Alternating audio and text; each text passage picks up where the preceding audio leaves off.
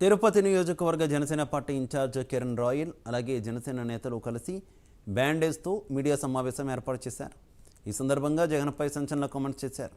జగన్కి ఓటమి భయం పట్టుకుందని, అందుకే నామినేషన్కు వెళ్ళి తన జేబులో ఉన్న పెన్ మర్చిపోయి పక్కనే ఉన్న అవినాష్ పెన్నుతో సంతకం పెట్టారని వెల్లడించారు. జగన్ పెన్నులో ఇంకు లేదంటే తన పెన్నుతో సంతకం చేస్తే ఓడిపోతానని భయమా అని ప్రశ్నించారు.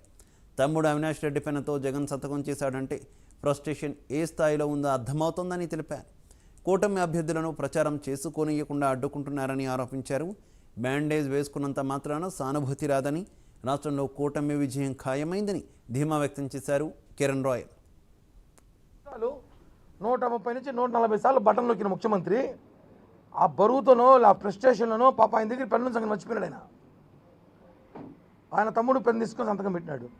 అంటే మనం ముఖ్యమంత్రి పరిస్థితి ఎలా ఉంది ప్రజలు తెలుసుకోవాలి. ఆయన ఓటమి భయం కనిపిస్తుంది ఆయనలో.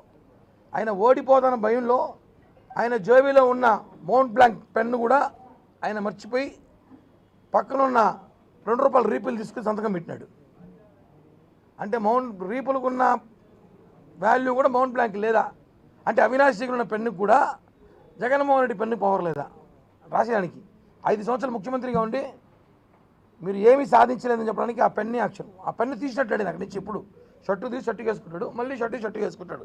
కాబట్టి ఆ పెన్ను వాడినట్టాడు 5 ఏళ్ళుగా. కాబట్టి పెన్ను మర్చిపోయాడు. నామినేషన్ అప్పుడు పెన్ను మర్చిపోయాడు. అంటే ప్రజల పరిస్థితులను తెలుసుకోవాలి, రాష్ట్ర ప్రజల పరిస్థితి. ఈరోజు ఆయన మాట్లాడుతూ మీకు మీ ఇంట్లో మంచి జరిగి ఉంటేనే, మీరు నాకు డబ్బులు తీసుకుంటేనే మీరు ఓటు వేయండి అంటాడు. ఈరోజు మీ ఇంట్లో మంచి జరగలేదు. 2 చెల్లెలు రోడ్డు మీద తిరుగుతున్నారు. 2 చెల్లెలు పొద్దున్న నిద్రలేస్తే చంద్రబాబు నాయుడు గారి కన్నా పవన్ కళ్యాణ్ గారి కన్నా ఎక్కువ వాళ్ళ చేస్తారు. ఆయన్ని సొంత బాబాయిని చంపేసి అతను పక్కన పెట్టుకున్నావు, చిన్న పిల్లాడు అంటున్నావు. ఈరోజు సొంత చెల్లెలు బయటకు వచ్చి మీ ఇంట్లో మంచి జరుగుంటే ఓటేయనప్పుడు, మీ ఇంట్లో మంచి జరగలేదు, మీ ఎలా ఓటేయాలి? మీ ఇంట్లో కరెక్ట్గా లేనప్పుడు మేము ఎలా ఓట్లేయాలి ప్రజలు అడుగుతున్నాం. రాష్ట్రంలో రౌడీ పరిపాలన, గూండాలు రాజ్యం